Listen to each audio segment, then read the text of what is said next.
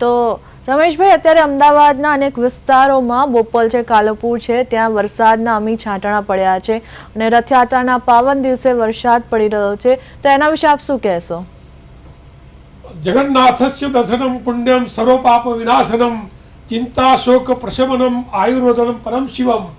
આજે અષાઢી ભગવાન એમ કહે છે કે અષાઢી બીજના દિવસે જો વરસાદ થાય તો સર્વ પ્રકારે સુખ શાંતિ અને પ્રજાની અંદર સુખનો અનુભવ થાય.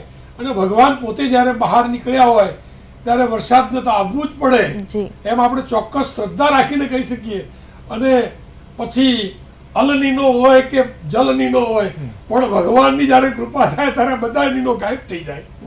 અને ચોક્કસ ભગવાનને પ્રાર્થના કરીએ, ચોક્કસ ભગવાનને પ્રાર્થના કરીએ કે જ્યારે આ યાત્રા નીકળી છે અને આ યાત્રામાં એક જો વરસાદ પડે અને ભક્તનો હાથ ભીંજાય, ભક્તનો હાથ ભીંજાય અને હાથમાં રથનું દોરડું ખીંચાય, ભક્તનો હાથ ભીંજાય અને દોરડું ખીંચાય ત્યારે એના હાથમાં રહેલી દુર્ભાગ્ય રેખાઓ નવનાશ થાય. આ ભગવાનની પરમ કૃપાની તો બીજું શું કહેવાય. આ રથયાત્રામાં બીજની અંદર બીજ એટલે એમ કહેવાય કે બીજ એટલે એમ કહેવાય કે જ્યારે તમે બીજના દર્શન કરો, ઘણા એવા રાજા મહારાજાઓ હતા કે બીજના દર્શન કરે અને એના આધારે જગતમાં સારું ખરાબ કેમ થશે એનું એ લોકો ભવિષ્ય ભાગતા હતા. પોતાનું સારું થશે કે ખરાબ થશે. હું પ્રજાને પણ કહું છું કે તમે બીજના દિવસે જ્યારે બીજનો ચંદ્રમા ઉગે ત્યારે એમના અવશ્ય દર્શન કરજો અને તમને એનાથી ઘણો બધો ફાયદો થશે. તમે એ દિવસે ગોળ રાખી, હાથમાં ગોળ રાખી કાં તો સાકર રાખી અને બીજના દર્શન કરી. આજે તો અષાઢી બીજ છે, હું તો દરેક બીજની અષાઢી બીજનું મહત્વ થોડું વિશેષ છે, કારણ કે આ તો ભગવાનની બીજ છે, નારાયણની બીજ છે.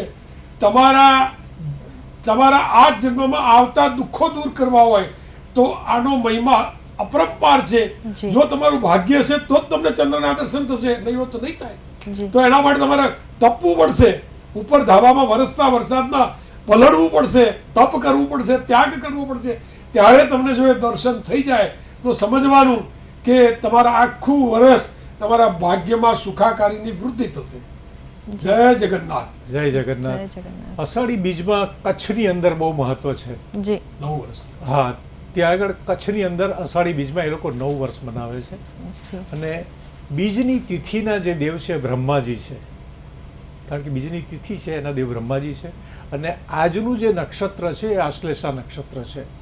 અને આશ્લેષા નક્ષત્રના દેવ છે સર્પદેવ, જે બલરામજીને રિપ્રેઝન્ટ કરે છે. માટે આજે ચંદ્રમા કર્ક રાશિમાં છે, જે કાળપુરુષ પ્રમાણે સુખસ્થાન કહેવાય છે. એટલે આજના અમીછાટના, આજના નક્ષત્રના અને આજે પાછા એ જ રાશિમાં ગોચરના ગુરુદેવ સાથે છે. એટલે ગુરુચંદ્રનો જે ગજકેસરી યોગ આપણે જ્યોતિષમાં ગણીએ છીએ એ પણ બહુ જ મહત્ત્વની ભૂમિકા ભજવે છે. અને લોકોને ઉચ્ચ ગુરુ સાથે ચંદ્રના જે આજના યુતિ થાય છે, ગુરુચંદ્રની ગજ કેસરી યોગ થાય છે, જે બદલ મારા તરફથી દરેક દર્શક મિત્રોને અને ખૂબ ખૂબ બધાને શુભકામનાઓ અને ભગવાન સૌનું કલ્યાણ કરે. જી રમેશભાઈ, જે રથ છે એ ખલાસીઓ દ્વારા જ ખેંચવામાં આવે છે, તે વિશે શું માન્યતા છે? રથ જે ખલાસીઓ નહીં પણ તો ભક્તો કહીશ. જી, એ ખલાસી શબ્દ બરાબર એ લોકો ત્યાગ ભાવના સાથે જોડાયેલા છે. અને જ્યારે ભગવાન બહાર નીકળે છે ત્યારે ભગવાનની વિશેષતા છે.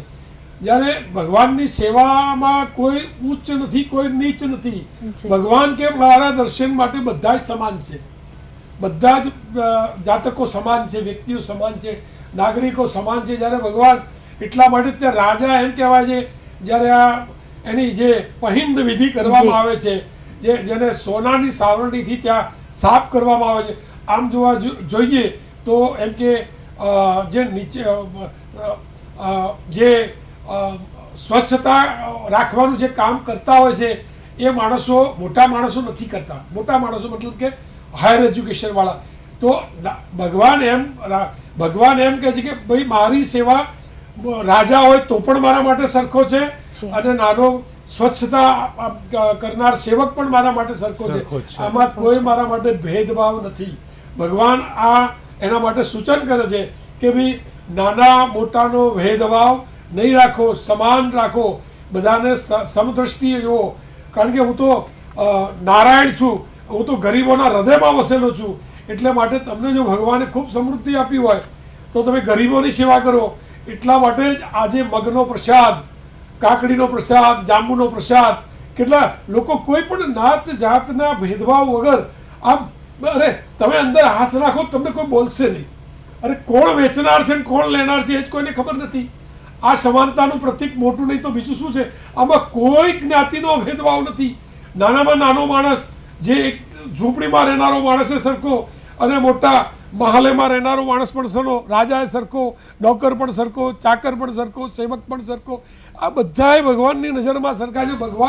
ભગવાન આમાં એક રૂપ આપે છે કે ભાઈ એક થાવ. સર્વ પ્રકારે એકતા હશે તો જ તમે દેશની કાં તો તમારા રાજ્યની સમૃદ્ધિને સર કરી શકશો. એટલે આમાં ભગવાન આમ એકે સ્વરૂપે એકતાનો સંદેશ આપે છે માનવ જાતને. એટલે ભગવાન જગન્નાથ જ છે, જગતના નાથ છે. હવે એમને જગતના નાથ તરીકે ગણીએ એટલે એનાથી વિશેષ પદવી તો કોઈ નથી. એટલા જ માટે ભગવાન જગન્નાથ પોતાના ખલાસીઓને ખલાસી એમને શબ્દ કદાપી નથી વાપર્યો. સેવક છે અને એના માટે પડાપડી થાય છે કે ભાઈ હું રથ ખેંચું, પેલો કે હું, પણ પ્રાયોરિટી આપેલી હોય છે કે ભાઈ જેને પરમ ભક્ત હોય થોડો આગળ જાય, એના કરતા ઓછી છે આગળ જાય, આગળ પાછળ. પણ તમારા હાથમાં જ્યારે એ રથનું દોરડું આવે ત્યારે તમારા હાથમાં રહેલી દુર્ભાગ્ય રેખાઓનો નાશ થાય છે. તમે સદભાવ, તમારું સુખમાં પ્રાપ્તિ વધારો થાય છે. માટે જ હું એટલું જ કહું છું કે આપણા જે આખા ભારતની અંદર ત્રીજા નંબરની રથયાત્રા ગણી શકાય અમદાવાદની, જે 149મી રથયાત્રા છે, જે સાધુ નરસિંહદાસજી મહારાજ અને સરસપુરના મોસાળુવાળા જમનાદાસજી મહારાજ અને જે ત્યાં ડોશીમાં હતા જેને મોસાળું ભરવાની શરૂઆત કરી છે, એમને હું સતત નમન કરું છું. ખરેખર આ દેશની અંદર કેવા માણસો ભગવાન કેવી પ્રેરણા કરે છે. આ બધું કોઈ વ્યક્તિ નથી કરતો. આ ભગવાનની પ્રેરણા સમજવાની, આ પરમાત્માની પ્રેરણાથી જ બધું થાય છે. આપણે તો દરેક વ્યક્તિ મનુષ્ય નિમિત્ત માત્ર બનીએ છીએ. નરસિંહદાસજી મહારાજ નિમિત્ત બન્યા, જમનાદાસજી મહારાજ નિમિત્ત બન્યા. આજે 1878માં શરૂ થયેલી રથયાત્રા અમદાવાદની આજે પણ 149મા વર્ષમાં.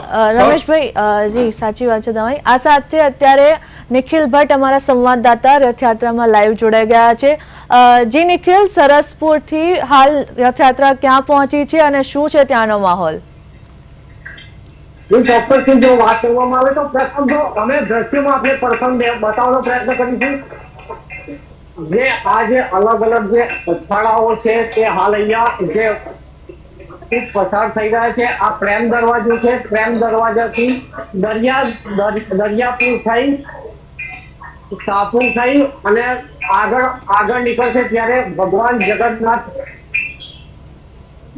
જગન્નાથ જે નગર કન્યા નીકળે, ભાવિક ભક્તોને દર્શન આપી અને ધન્યતા અનુભવશે. આપ સીધા દ્રશ્યો અહીંયા લાઈવના માધ્યમથી આપ જોઈ રહ્યા છે.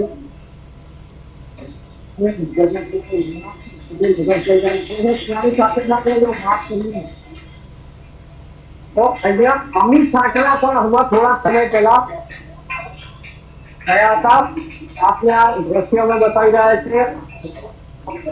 અમદાવાદ જગન્નાથની 149મી રથયાત્રા જી નિખિલ, અલગ અલગ કરતા અખાડાઓ આપ જોઈ રહ્યા છે. જી નિખિલ, આપ અમારી સાથે જોડાયા તે બદલ આપનો આભાર.